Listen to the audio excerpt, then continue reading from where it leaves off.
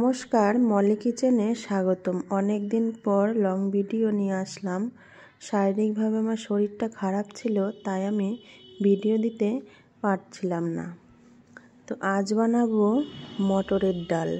সিম দিয়ে মটরের ডাল আমি কি করে বানাই সেটি তোমাদের সাথে দেখাবো। মটরের ডালটি আমি ভালো করে ধুয়ে প্রেসার কুকারে সিটি দিয়ে নিয়েছি। জল গরম হয়ে গেছে, সেদ্ধ করা ডালগুলো দিয়ে দেব। সেদ্ধ করা ডাল দিয়ে এবার আমি একে একে সব উপকরণগুলো দিয়ে দেব। লবণ, হলুদ, লঙ্কা ও কেটে রাখা সিমগুলো দিয়ে দেব। কিছুক্ষণ ফোটার জন্য অপেক্ষা করব।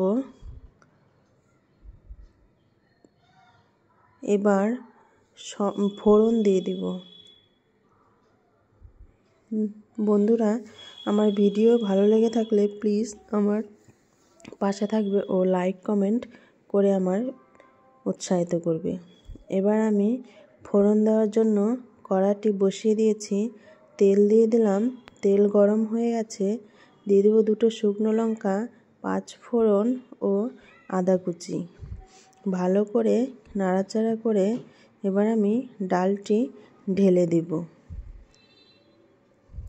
তো তোমরা দেখতেই পাচ্ছ কত সুন্দর কালার হয়েছে। স্বাদ ব্যালেন্স করার জন্য আমি এখানে সামান্য চিনি ব্যবহার করেছি। এবার দিয়ে দিলাম জিরা বাটা। সামান্য পরিমাণে জিরা বাটা দিয়ে দিলাম। এবার আমি সামান্য একটু চিনিও এতে অ্যাড করব। কিছুক্ষণ ফুটে এলেই ডালটি আমি নামিয়ে নেব। তো ঝটপট তোমরা যদি রান্না করতে চাও তো এইভাবে মটরের ডাল করে ফেলতে পারো। কেমন হয়েছে কমেন্ট করে জানিও। নমস্কার।